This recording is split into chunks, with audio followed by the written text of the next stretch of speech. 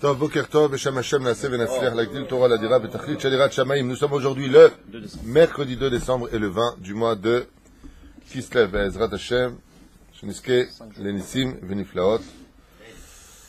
Bezrat Hashem, je rappelle que nous organisons, si Dieu veut, un gala le 12 décembre, Motzei Shabbat, ou la Sahara, Bezrat Hashem, avec le chanteur Yossi Berda. Que Dieu le bénisse. On parlera un petit peu de la paracha de la semaine, Imirtse Hashem. En attendant, on dédiera aussi ce shiur pour l'élévation de l'âme de Myriam Bat Rachel, Shayom Yom Kudata, Vchen Shamish Shmuel Ben Eliza, Léa Bat Sultana Be'ezrat Hashem. Kol Echad Mibnei Israël. Right.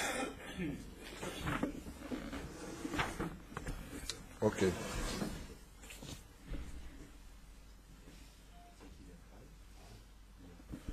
Omer Rabbi Nachman Mibreslev, Kol mi shemarzir reshaim bitshuva iske lishmirat Shabbat, tout celui qui a le mérite de ramener les reshaim à la teshuva, Dieu lui donnera les lois de Shabbat dans ses mains pour ne pas qu'il faute.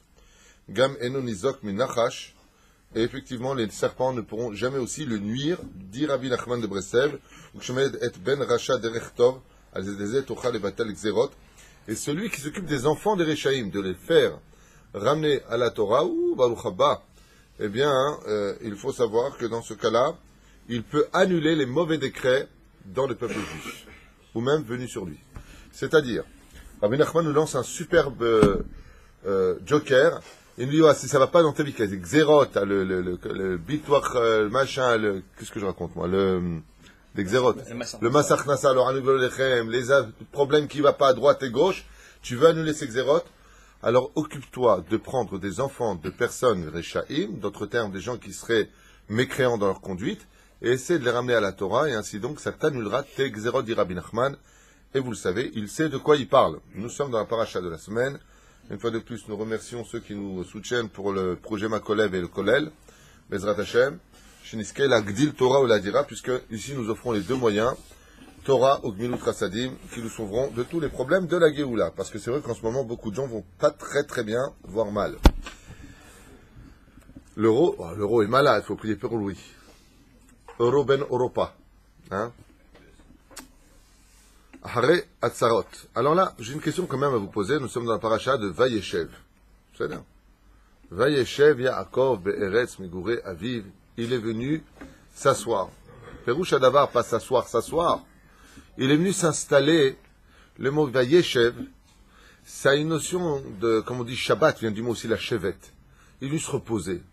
Rashi intervient et nous dit, tu n'es pas venu te reposer dans ce monde. Adam la Amol Yulad.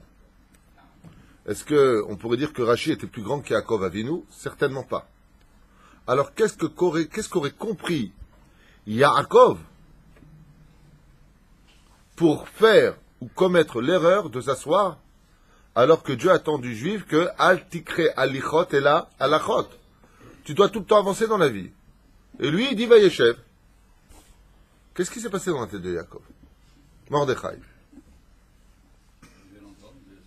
Tu vas l'entendre, c'est pour ça qu'il faut venir au cours. Il a voulu se poser à la yeshiva pour étudier. Ah, il a voulu se poser à la yeshiva? Non, c'est pas de ce repos-là dont on parle. Yaakov, on va donner plusieurs termim. Yaakov, il sait qu'il a 3 épreuves à passer dans sa vie. Alay, Mazer Alay, ki kelalotecha Alay, il lui a dit sa mère, tu auras 3 épreuves pour avoir pris la Bechora de ton frère. Aïn, Esav, Lamed, Lavan, et Yud, c'est Yosef. Étant donné que Dina n'était pas prévue dans les projets, il n'y avait pas marqué que Dina devait être violée, il y aurait une guerre et ainsi de suite. Il n'y a pas marqué tout ça. Mais que tout cela s'est passé sur le territoire de Yosef à Shrem, Yaakov a pensé que maintenant, Zéo m'aspique, je devais souffrir tant, je sais ce que j'ai fait comme chose, 3 malédictions de venir sur moi, 3 grosses épreuves, maintenant que Dina a subi cette épreuve, j'avais 3, donc là j'ai 3, ça y est, c'est bon. L'Igmar, première explication. Deuxième explication, c'est ce qu'on va étudier dans le Midrash, et vous allez voir pourquoi Yaakov Avinu alav shalom va commettre une erreur de compréhension. Ahare atzarot shayu le Yaakov Avinu alav shalom. Yaakov Avinu, depuis le jour où il a ouvert les yeux, n'a jamais cessé de souffrir. Jamais. Dans l'étude de la Torah, il ne dormait ni le jour ni la nuit.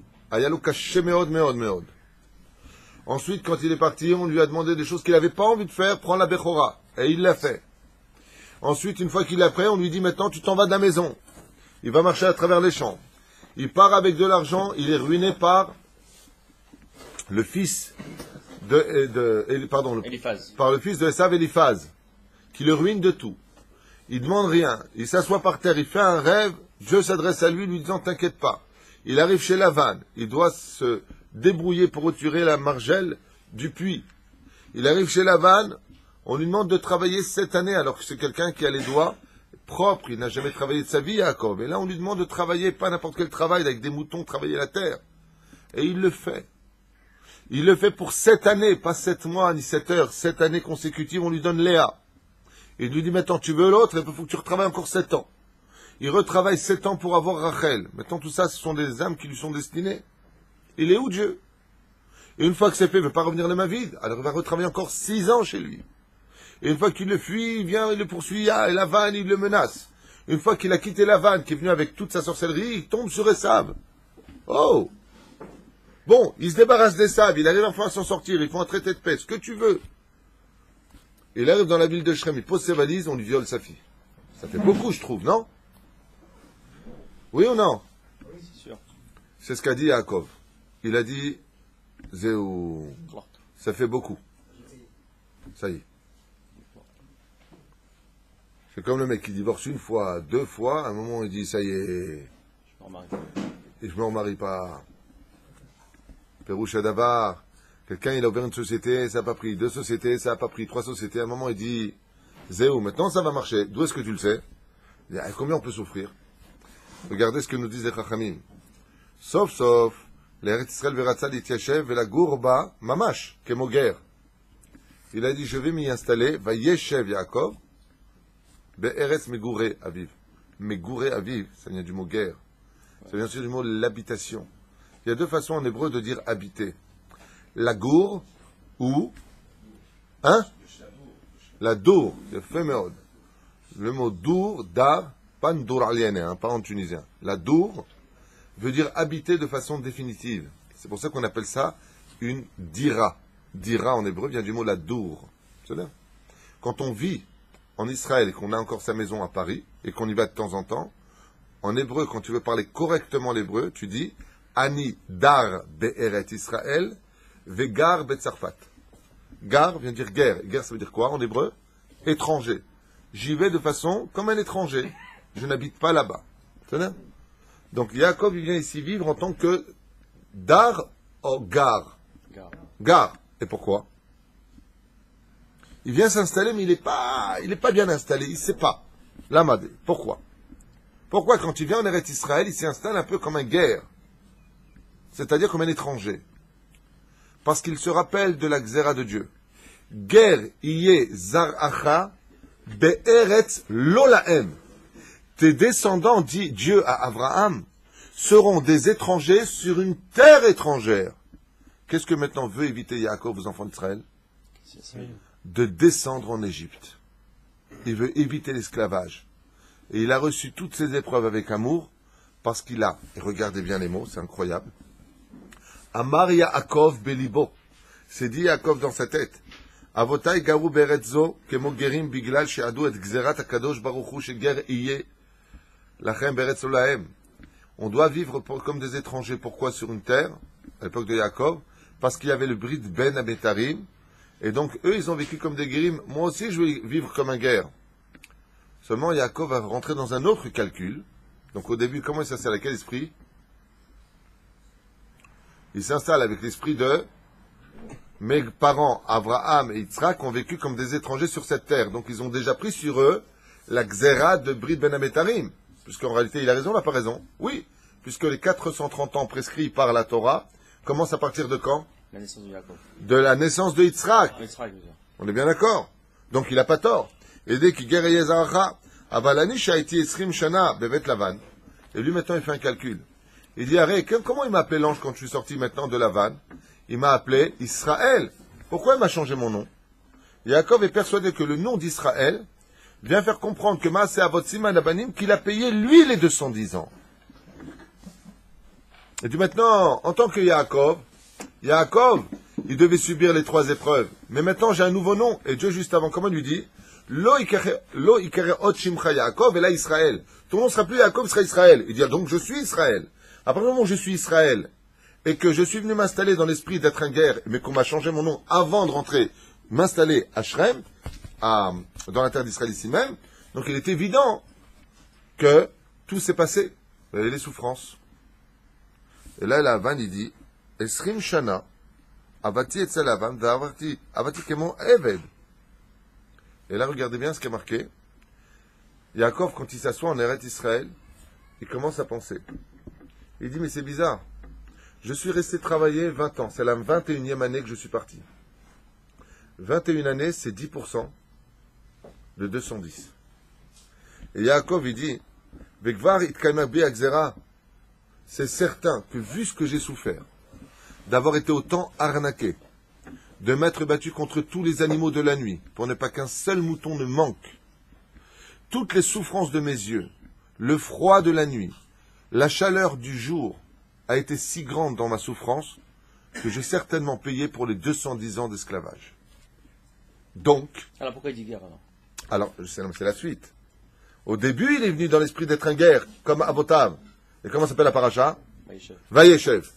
Et la question, c'est de savoir maintenant, est-ce qu'il est Vayeshev Kemo guerre, ou est-ce qu'il est Vayeshev Kemo Zesheli Arshav? Alors, on voit justement, c'est pour ça que la paracha, c'est pour ça que Rashi intervient. Rashi, il dit, oh, tu crois que tu es venu te reposer dans ce monde? Ça ne suffit pas d'avoir le monde futur où tu vas kiffer ta race? Non, tu es venu dans ce monde pour travailler. Et Yaakov, pourquoi il n'a pas compris ça, lui? Lui, il enseignait la Torah, c'est le plus grand de tous les rabbanim. Yaakov, il dit, Nachon, combien on peut souffrir? Arrête, j'ai travaillé, et j'ai tellement souffert que moi, j'ai rien fait. Yaakov, il a fait une avéra? Est-ce qu'on a vu une seule fois Yaakov commettre une seule avéra, une seule remontrance de Dieu? Non. Non. Donc, si il souffre, est-ce que c'est pour lui? Non, c'est pour les autres. Non. Donc, c'est pour qui? Donc, pour lui, c'est pour sa descendance. Donc, il dit maintenant, les 210 ans d'esclavage se sont annulés. Donc, la terre d'Israël nous revient. Qu'est-ce que tu veux chez moi maintenant? Vayeshev Yaakov. Le mot Vayeshev, c'est pas veut dire qu'il s'est assis. Veut dire qu'il est venu en Israël comme s'installer en Israël. Maintenant, c'est ma terre. Bétard que, et on n'a plus besoin d'être des étrangers. Il n'y aura plus de galoute pour les Juifs. Puisque j'ai tout payé. J'ai payé en 10% la totalité de la valeur de 210 ans d'esclavage. Et c'est l'erreur que Yaakov commet au niveau de sa pensée. C'est pour ça qu'il s'en étonne. Et quand viendra l'épreuve de Binyamin, alors, Bichlal, Binyamin, pas du tout en pensée comment Binyamin peut partir. Et comme il le dit, quand Binyamin veut partir, Kulana. Kulana, ça veut dire j'ai déjà tout subi. D'où ça sort Binyamin? Pourquoi vient cette épreuve? Et pourquoi tu vois pas que Binyamin il descend en Égypte? Parce que pour Yaakov, il n'y aura plus d'Égypte pour les Juifs. Puisque j'ai payé chez Lavan. La reine Vayeshev Yaakov. Pourquoi je vous parle de ce midrash extraordinaire qui sort d'ailleurs du Talmud? Ce midrash vient nous faire comprendre un petit peu notre vie à nous. Quand on était en Tunisie, au Maroc, en Algérie, qu'on est venu en France, ouais, ça fait... Et hop, on reprend nos valises et on nous pousse vers une autre sortie, c'est Eretz Israël. Et une fois qu'on arrive ici, je vous parle en 2015, qu'est-ce que nous disent les nations du monde? Qu'est-ce que nous crient les Arabes qui nous entourent et ceux qui sont dans ce pays? Vous n'êtes pas chez vous. Vous êtes des guérim. Et nous, qu'est-ce qu'on répond? Vayeshev. Israël s'est créé par la première idéologie. Créer des yeshuvim. Et le mot yeshuv en hébreu vient du mot Vayeshev. Quand on crée des yeshuvim à droite, à gauche, ce qu'on appelle en français bêtement les implantations. Le premier à avoir créé sa première implantation en Israël s'appelle Yaakov, paracha de Vayeshev. Il est venu pour créer le premier yeshuv. Et pourquoi on appelle ça un yeshuv? Perouch Adavar, l'implantation. Les colons, comme ils les appellent en France, sont des gens qui viennent te dire, Zéou Nigmar, on est venu déposer nos valises. C'est notre terre. Alors, les Arabes nous critiquent dans ce domaine, mais quand ils viennent en France, ils le disent ouvertement. Nous sommes venus prendre l'Europe. Donc vous êtes venus Vayeshev, vous êtes venus nous installer. Et c'est pas votre pays à la base. Ah ben nous, c'est notre pays. Vayeshev Yaakov. C'est pour ça que je m'adresse aux Juifs et je leur dis, ne tombez pas dans le piège médiatique, ni dans la peur, ni dans la folie. Eretz Israël appartient aux Juifs. Va Yeshev Yaakov be'eretz megurei aviv. Et nous ne sommes pas venus conquérir un pays. Nous sommes venus nous installer sur la terre de nos ancêtres, de nos pères, Abraham, Yitzhak ve Yaakov. Et tout ce que je vous dis, c'est marqué là. Omer Ve'eschrim Shana bevet Lavan va'avati kemo Eved. Il a été considéré comme un Eved. Les coups de bâton qu'ont donné les Égyptiens, moi je les ai reçus par des combats contre des animaux. Je n'ai pas cessé. Gvarit kamabi gzerat arshav mevuteleti. Et Yaakov, il a dit, bêtard, que tout est annulé maintenant. J'ai tout subi. Maintenant, comment tu peux avoir l'orgueil de penser que ça y est, j'ai tout subi, ça y est, m'aspique. Il dit, parce que j'ai pas une avéra. J'ai pas commis un seul péché. Donc si je paye, quel est le klal? Un tzaddik gamour qui n'a pas fauté et qui paye. Pour qui il paye? Pour les autres, pour le peuple. Ouais. Non, qu'est-ce qu'il dit Yaakov? Quoi, tellement souffert et j'ai pas fait un seul péché? Donc c'est pas pour moi, c'est pour qui? Pas pour mon frère, c'est un rachat. Il a pris déjà son cadeau sur terre. Alors pour qui? Pour ma descendance. Donc j'ai le droit de m'installer. C'est pour ça qu'Yaakov, dès qu'il arrive au paracha, qu'est-ce qu'il fait? Il a commencé à construire des maisons, construire les villes en Israël. Pour Avram Avinu, pour enterrer sa femme.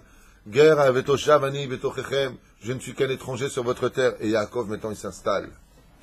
Et vient Rashi Akadosh, et maintenant vous allez entrer dans une dimension encore plus grande que tout ce que vous pouvez imaginer. Il dit, hey, t'as oublié un détail, Yaakov. Lequel? Eret Israël, une fois que tu es installé, c'est toujours pas acquis, hein. Tu peux le reperdre. C'est le chidouche de Rashi Akadosh. Voilà, Shalva. Faut être Shomer Shabbat. Faut pas fauter en Israël. Faut se comporter comme un peuple digne de ce nom. Des peuples, il y en a plein. On n'est pas des Américains, on n'est pas des Goïms. On n'est pas des Français. On est un peuple juif avec une Torah de juifs. Nous, on voudrait être comme les autres. Mais qu'est-ce que nous ont fait les autres? Vous n'êtes pas comme nous.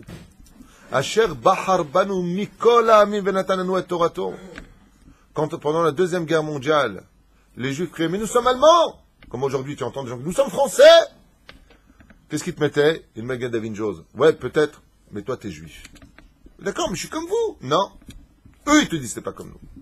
Et nous, on connaît pas notre place. C'est pas qu'on est mieux, pas mieux, je rentre pas dans ces détails-là, ça c'est Dieu qui juge.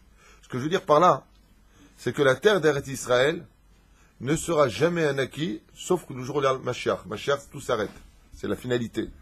Aval, même quand on a fait ça aller en Eretz Israël, ta maison, elle peut être prise. Pourquoi? Parce que la terre d'Eretz Israël, nous dit la Gemara dans Brachot, s'acquiert par des souffrances. Al shloshat barim adam ya'amol. À la Torah, à l'Eretz Israël, et à la Olam Haba. Ça serait Brachot Bedaf E, si je me rappelle.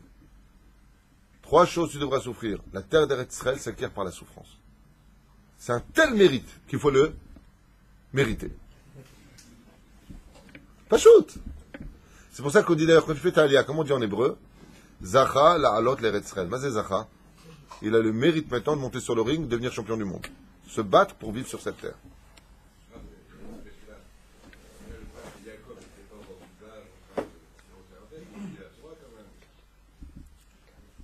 Alors c'est quoi la question?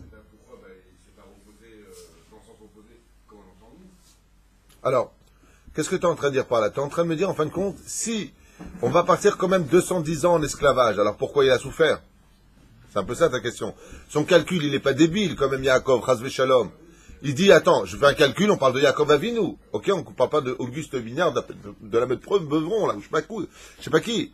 Pérouche Adava, c'était très dur à dire le matin à 8 heures. Aval Pérouche Adava. Coupé. C'était Auguste Pignard de la mettre Beuvron. Non, ce que je voulais dire par là, c'est qu'Yaakov, il fait un calcul, il dit, attends, j'ai souffert. Alors, émettre la mytho. J'ai une autre question maintenant à se renchérir avec toi. Puisque tu viens et tu poses la question. Yaakov, il dit, j'ai souffert en réalité, blissof. Une fois pour les clalotes, machin truc chouette, c'est bon, ok. Mais toutes ces années où j'ai souffert, je pensais que c'était pour pas descendre en Égypte. On est descendu en Égypte. Alors la question que je te pose, pourquoi il a autant souffert? Qui? C'est la question que je pose. Sa descendance, nous. Oh, qui nous? Nous, en Israël. Quand? En Égypte, justement. Non, jusqu'à la fin des temps. Parce qu'il avait vu, il avait vu, il avait Vous comprenez pourquoi en 2015 on relit cette paracha de Vayeshev? Vous comprenez que c'est pas un livre d'histoire? Yaakov Avinu, il a commis une erreur au niveau de la pensée. Il a dit, maintenant moi j'ai beaucoup de srout, Yaakov Avinu. J'ai beaucoup souffert. Bêta qu'on n'ira pas en Égypte. On est parti en Égypte. Pourquoi? Parce qu'en réalité, Akadosh Baruch Hu, il a pris le mérite de Yaakov et il l'a jeté vers la fin des temps. C'est pour ça que quand vous ferez les brachot Bezrat Hashem, vous direz tout le temps, n'oubliez pas ce que je vais vous dire. La religion juive n'est pas une religion, nous sommes un livre de vie. Et quand on allume les bougies Tranouka, on ne commémore pas un événement qui a eu lieu. Chas v'shalom. Chas v'shalom. On n'est pas au musée de la commémoration ici. C'est pour ça que dans la bracha, avant d'allumer, vous allez dire une phrase qui est d'une importance capitale. Bayami Mahem, Bazemanazé. Les miracles qui eurent lieu à leur époque vont se renouveler aujourd'hui. Maintenant, Yaakov Avinu, quand nous avons lire ce Shabbat, la paracha de Vayeshev, il va se lever dans le ciel, et qu'est-ce qu'il dit devant Hachem? Et dit, Ribono Shel Olam, arrête, moi j'ai travaillé beaucoup, j'ai eu beaucoup de mérite. Nachon? Sauf qu'ils sont descendus en Égypte. Donc ça les a pas protégés. Ken, Bevakasha. Quand est-ce qu'il vient mon mérite? Dieu lui dit, c'est à la fin des temps que le peuple d'Israël aura le plus besoin de mérite. Et c'est pour cela que malgré toute la situation, le monde est en train de s'effondrer. Le peuple juif traverse encore ces moments les plus périlleux de l'histoire. Grâce à qui? Grâce à Yaakov. Et regardez bien comment c'est marqué. Tous les jours dans l'Amida, nous disons Baruch Ata Hashem, Elokeinu ve'Elokei Avotenu, Elohei Abraham, ve'Elokei Yitzhak, ve'Elokei Yaakov. Pourquoi tu as besoin de revenir à Yaakov? Parce qu'on veut faire comprendre que Israël est obligé d'être celui qui donnera le mérite dans la galoute de la fin des temps. Et le Or HaChaim HaKadosh dit que tous les tzadikim ont souffert dans ce monde pour protéger les Juifs de la fin des temps. Regardez bien la Gemara dans Sanhedrin, dans Sota. Tous les Chachamim projettent leurs yeux vers l'essentiel de la vie du peuple juif. La vie du peuple juif n'est pas le début de son histoire, le milieu de son histoire, mais la fin de l'histoire. C'est comme quelqu'un, il veut récupérer son oseille. L'autre, il dit, bon, pas. Stop! Tu me payes ou pas à la fin? C'est la fin qui compte. Comment ça finit dans notre vie? Comment ça finit dans notre vie? Am Israël, Hay Vekayam. Et c'est pour cela que si vous regardez bien dans le texte de la Torah, comme je vous le dis tous les matins, et je me souviendrai de toi, Yaakov. Donc même le matin, pris de la Torah, on dit, je me souviendrai de toi, Yaakov, je me souviendrai de toi, Yitzhak, je me souviendrai de toi, Abraham, et je me souviendrai de toi, la terre. On est bien d'accord? Tous les matins, on le dit dans le Seder des Ketoret. Yaakov, là-bas, comment il est marqué? avec un vav. Avec un vav. Et le vav de Yaakov, normalement, Yaakov, ça s'écrit Yud, Aïn, Kouf, Bet. Pourquoi il y a un vav? Parce que le vav, c'est quand on aura récupéré le vav de Esav, de l'Occident. On aura récupéré la lettre vav, Alpi Kabbalah, sujet qu'on a déjà développé ensemble. Et donc, je me souviendrai de toi, Yaakov. C'est dit pour quel temps? Futur. Futur. Quel temps? La fin des temps. C'est pour ça que la paracha de Vayeshev, pour nous, est une paracha mazée d'actualité. Baruch Hashem, qu'on a le sroud d'arriver, nous, aujourd'hui, en Eretz Israël, et le dire Vayeshev. Parce que quant à la synagogue, vous allez entendre la lecture de la Torah, ici sur terre, au même moment dans le ciel, Yaakov nous dit, nous, et le sroud de mes années, Akadosh Baruch Hu Al Tidag. Combien de missiles, Chaz V'Shalom, on aurait dû recevoir à cause de nos Averot, et combien de choses on a dû, oh, femme, on va ressortir en galoute. Yaakov avait nous dit, lo, Vayeshev Yaakov, j'ai voulu m'asseoir, tu m'as pas laissé m'asseoir. Alors crée des Yeshuvim en Eretz Israël. Créez des territoires en Eretz Israël. Créez vos villes en Eretz Israël. Et d'où est-ce qu'on aura le mérite de construire ces villes?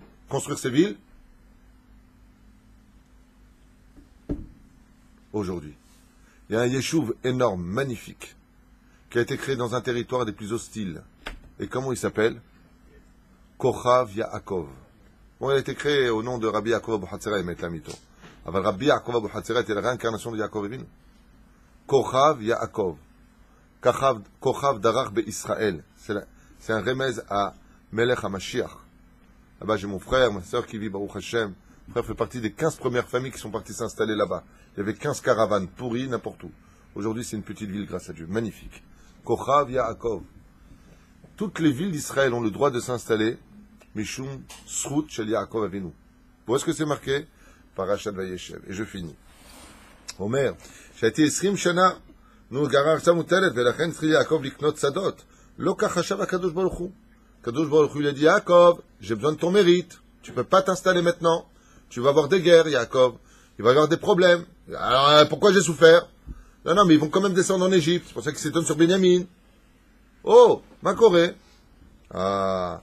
הוא לא רצה שיחיה יעקב בשלווה ונחת והביא עליו את כל הצער על מכירת כי כך דרכם של צדיקים.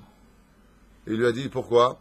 Il lui a dit parce que les chemins des tzadikim, c'est de toujours souffrir pour eux, pour leur faute, ou pour le peuple, ou pour leur descendance.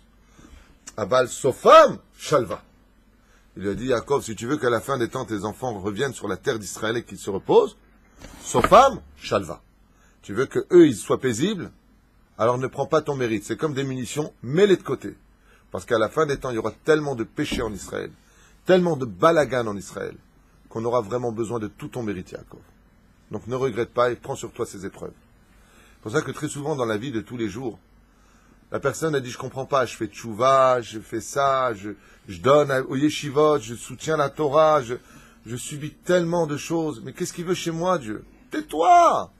Tu sais pourquoi tu souffres? Parce qu'il y a un conflit à savoir si ton petit-fils, il sera rabbi un tel ou un rachat. Maintenant, comme il a une tendance, cet petit enfant, à être un petit chnané, il aura besoin de srout pour ne pas que, chas v'shalom, ton petit-fils soit un rachat. Il y a des xérotes qu'on ne comprend pas dans les cieux. Et des fois, quand on souffre et qu'on ne comprend rien, c'est pas pour toi que tu souffres. C'est parce que dans ta descendance, il doit y avoir quelque chose qui a besoin de mérite. Vous vous rappelez le roi David? Combien de temps il devait vivre? 3 heures. Il a vécu combien de temps? 70. Qui lui a donné? Adam Arishon. Mais il a perdu donc 70 ans de vie. Il est mort 70 ans avant l'heure pour donner du mérite à un roi qui sauvera le peuple juif. Combien de générations plus tard? C'est ce qui se passe ici. Yeshev Yaakov. Dans ce monde, tant que tu respires, t'es pas venu te reposer. T'es pas venu te reposer. T'es venu pour protéger ton peuple. L'Orech Kadosh. Il marque comme ça que, à son époque, il y avait une telle pauvreté en Israël que les gens ils mangeaient des cailloux. Kena'an, c'est les lettres d'Ilagmara, Kana'ani. C'est l'épreuve de la Parnassa, c'est toujours en Israël. Pourquoi? Parce que c'est un pays qui est tellement beau et merveilleux Israël que si t'es blindé, t'es déjà au Gan Eden. Donc il faut bien qu'il y ait un petit truc qui te dérange. Alors c'est la Parnassa. Bon, c'est quand même un gros truc, hein. C'est pas un petit truc, c'est un gros truc. C'est-à-dire. Et au lieu d'avoir une monnaie faible, une monnaie forte, en plus, hein, même pas reconnue dans le monde. Dans toute la France, il y a juste un mec qui change à Montmartre le shekel. À part ça, personne n'en veut. C'est le mec qui a du shekel, il va en France, il est content, tu vois, personne ne lui change. C'est quoi? C'est du shekel, non? C'est palestinien? La reine, Omer Rahim Kadosh, il dit pourquoi nous avons accepté de créer nos yeshivot en Israël, et les attaques des Ishmaélim, et les attaques des animaux. Vous avez déjà lu ce qui se passe en Israël? Il n'y avait pas les routes comme ça, tu montes à Jérusalem, là, 3 voies, aller, 3 voies, retour. Pas du tout, c'est des gravions. Tu passais, tu allais travailler, tu venais avec ton argent, tu te faisais dépouiller sur la route après 3-4 pas. On te sautait dessus. C'était terrible. Il y avait des lions en Eretz Israël, sachez-le. Comme ça, c'est marqué. Le Rahim Kadosh, il dit, à la Yeshiva, il expliquait à ses élèves, dont un qui était le plus connu, le Chida Kadosh. Il a dit, si nous souffrons autant aujourd'hui, c'est pour permettre la dernière Géoula. Acceptez sur vous de vivre en Israël, comme ça il disait à ses amis, acceptez de vivre en Israël pour qu'à la fin des temps, le Yeshuv en Eretz Israël soit plus paisible. Comme ça écrit le Rahim Kadosh. Nous prenons sur nous la souffrance d'Israël pour que les Bnei Israël, quand ils viennent, ils aient des 3 pièces, des 4 pièces, des 5 pièces, le plasma, la télévision, le luxe. C'est pas bien d'avoir une télévision, mais pour dire, quand tu vas dans les maisons d'Israël, on manque de rien. Elles sont belles, nos maisons. On a des belles voitures, on a des belles routes. À qui on le doit, dit le Rahim Kadosh? À nous. Nous, on ne s'est pas assis une seule fois, on a tout souffert en Israël. Parce que si on n'avait pas pris sur nous la souffrance en vous donnant notre mérite à vous, vous n'auriez jamais pu subir les épreuves d'Eretz Israël. Jamais. Le Pérouche à ta part. C'est là.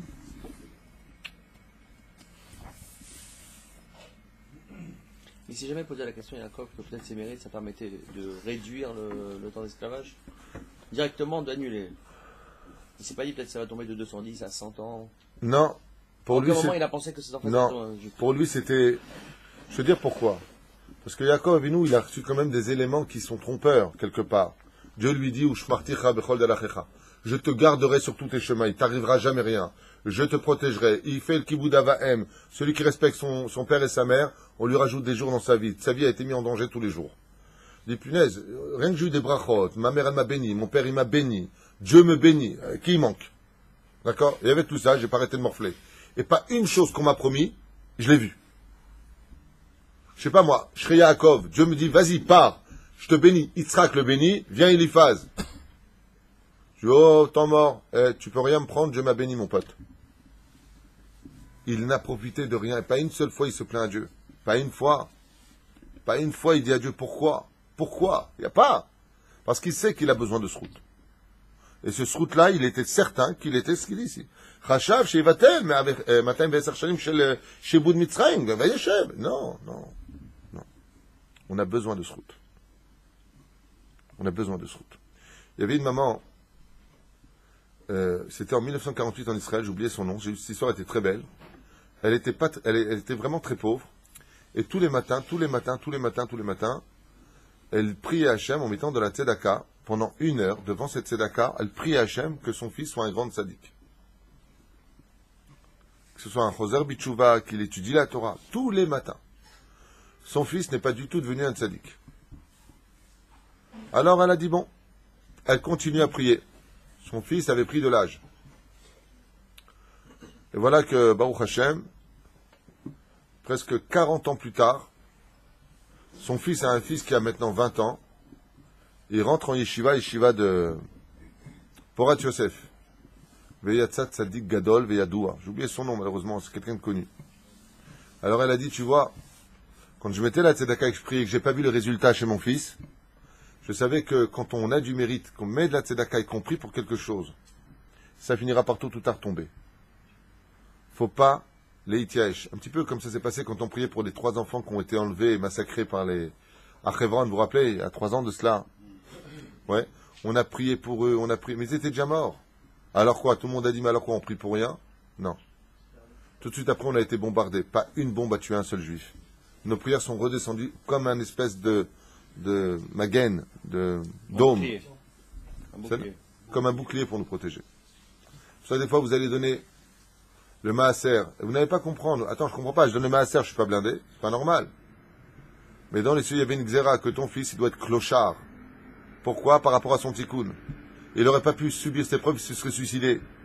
Alors ton maaser, il va servir à ton fils. Ce que tu as donné, c'est lui qui récupérera. Parce qu'en lui, il y a une partie de toi. Et toi, tu dis, je comprends pas, le maaser, il n'y a rien qui se passe, tu fais ça, il n'y a rien qui se passe. Dieu dit, c'est moi. Tais-toi. Il n'y a pas mieux que Dieu, il n'y a pas plus bon que lui, il n'y a pas plus juste que lui. Tais-toi. T'as pas les comptes divins. Tu sais pas de quoi tu parles. Eshket. Ça, c'est la vraie réponse. Et cette réponse-là, c'est ce que donne Yaakov Avinu alav shalom au peuple juif. Regardez-moi, vous plaignez. Moi, j'ai rien demandé. J'ai tout donné. On m'a tout promis. J'ai rien reçu. Alors, qui sommes-nous? J'ai tout donné et je n'ai rien reçu. C'est horrible. Juste avant de venir dans sa paracha, Dieu lui dit, Ulecha et tenena et haaretz. Va en Israël, je te donne la terre. Il a dit, d'accord, alors je m'installe. Non, tu t'installes pas. Tu deviens ouf. La ronde égale. Tu me rappelles un inspecteur gadget comme ça. Ça te dit, où tu es?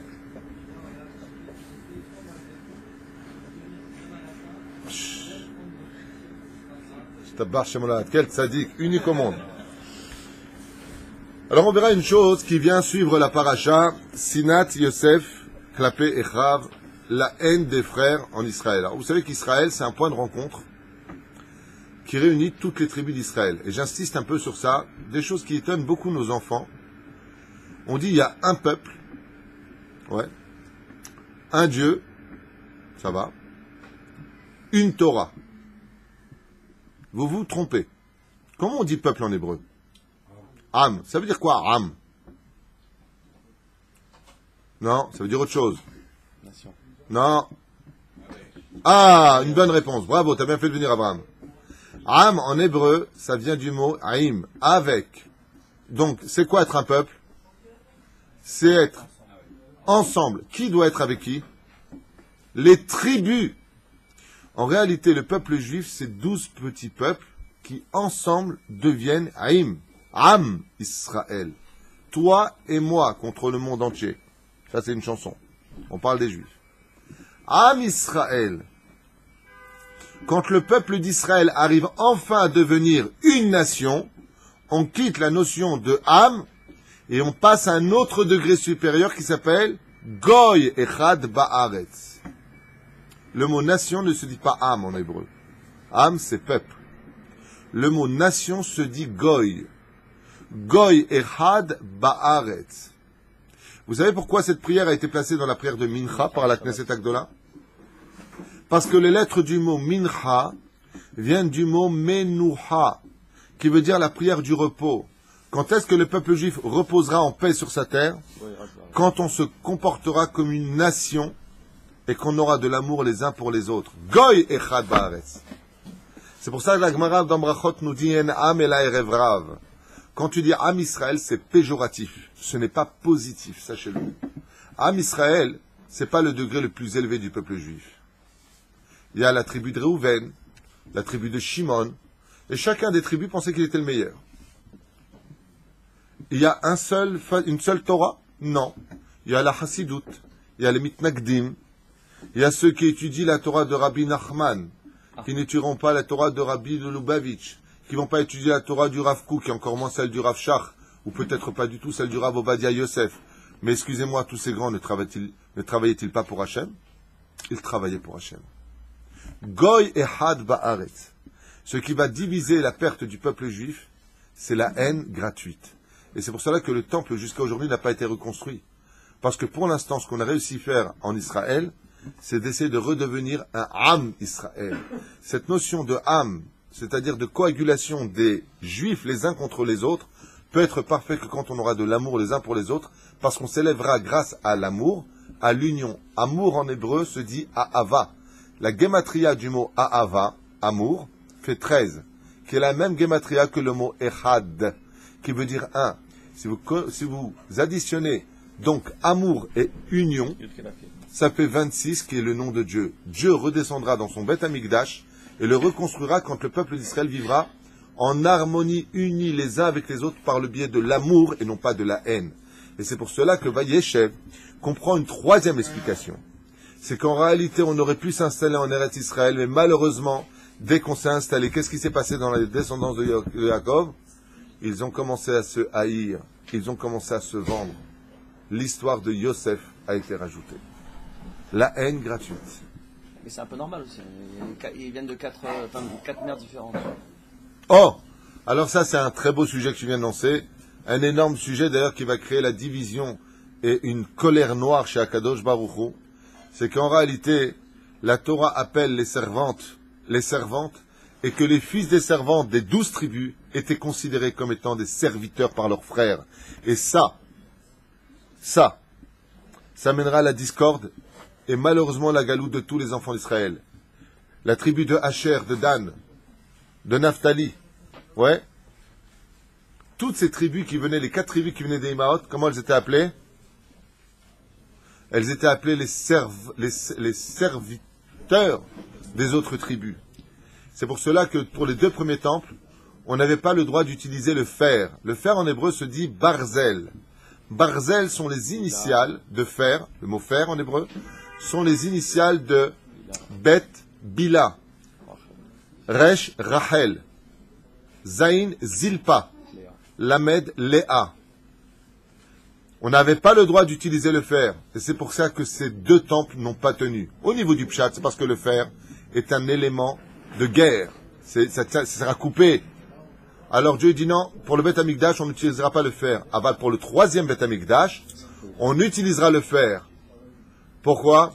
Parce qu'il y aura une telle hardoute en Israël que même les enfants de Zilpa et de Bila seront considérés par les autres frères égaux.